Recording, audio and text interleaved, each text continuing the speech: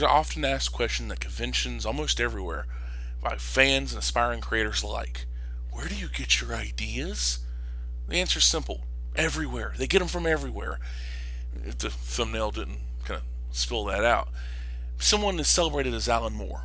He goes and watches Mad Max, gets the idea that where Max tied and handcuffed the last of Toe Cutter's gang to the chassis of the wrecked car that's going to explode. And he's got enough time, gives him a hacksaw, he's got enough time to cut through his leg instead of cutting through the chain of the handcuffs.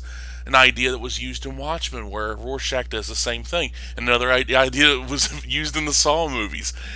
And the plot of Watchmen itself, the squid coming to Earth and uniting humanity against the common thread, that's the Architects of Fear, and Alan Moore hangs a hat on it at the end of the comic, at the end of the series, last issue, where Sally Jupiter has that on TV.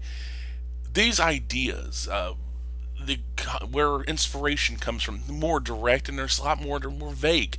Larry Hama brought manga into the studio, Continuity Studios, which is Neil Adams' studios, and Frank Miller saw Lone Wolf and Cub. This is untranslated manga in the Tankobons. Saw him, loved it, and here we got Ronin. Eventually, that inspired what? Ninja Turtles. Eastman and Laird were big fans of Daredevil by Frank Miller and Ronin. Combine the two, their love of mutants at the time, and the teens at the time, Teen Titans, X-Men, all that combined into a love. It was a send-up. You have to have passion for it. There was passion for Teenage Ninja Turtles. There's not passion for adolescent radioactive black belt hamsters, whatever that garbage is. Oh, I don't care if the guy's a nice guy. The comics suck. Same thing with that Miami Mice and the rest of these kind of knockoffs. They're like, we don't have any good ideas. We are not creative people. Let's just copy something. It's parody. Parody sucks. Unless you're the Abramses, not JJ, but the ones that did Naked Gun and Airplane. Unless you're doing that, and even something like Top Secret with Val Kilmer, I've come around to that film. It's not my favorite, but I like it more now than I did when I first saw it. That kind of stuff, funny. The scary movie stuff, the superhero movie, no, those things are not funny.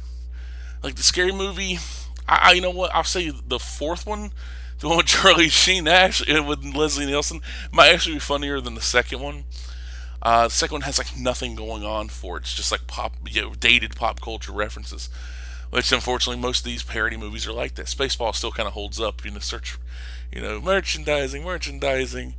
But these ideas, the passion that goes into these things, pull from that. If you're passionate about something, pull from it. Great. But if you're trying to capture what's in the zeitgeist at the moment, if you're just going at, oh, what's popular? Let me look at this. You're just trying to cash in, be a cash grab of it. It's pathetic. People see through it, and you'll lose energy on it. You won't want to complete it. And if it's just like a one shot, whatever, I'm trying to rip people off of money. Hey, whatever. That's that's America for you. That's the world for you. Trying to cash in. Hey, people had snake oil salesmen. Now you have people that'll, hey, you like this popular thing and this popular thing? We combine the two. Here you go. Give us your money. It will disappear within the next 6 months, and tastes have changed by then. But be passionate about it. If you want to create, be passionate. That's in general of anything. If you're not liking it, if you're not feeling it, hey, sometimes creation there comes pain, suffering. You might struggle to get some idea out, but once you do, you feel great. And it's like, oh, this is fantastic. This is what I saw in my head. And you can continue to replicate that process. But if it's continually a struggle, a pain, do motivation, whatever you want to call it, but quit. There's no one forcing you. You're forcing yourself. And if that, you can't handle that, then you're not going to be able to handle it. If you have to have people pick you up, oh, my allies, my friends, my other indie comic creators, at the end of the day, it's you and you alone that gets these things done. If you have to look to a community to support you constantly, it's one thing, you're in a pinch, you're in a bind, every now and then might be a little bit of pick me up, but if you have every single time got to pick you up, you don't deserve to continue going. If you can't stand on your own 2 feet, how else are you going to expect other people to stand for you? If you're that bad off, the rules of nature, only the strong shall survive. Going a little Darwinian a little bit, but you don't deserve to thrive if that's the case. You can look at a community, and a healthy community. That's great, but if you're constantly taking advantage of them, you're a drain, you're a pest, and you're a pain. And if you don't have any ideas of your own, and if you got to be told and put these ideas into your head to actually have motivation, dear God, you're a lost cause. And that's my 2 cents on that. Thank you for listening.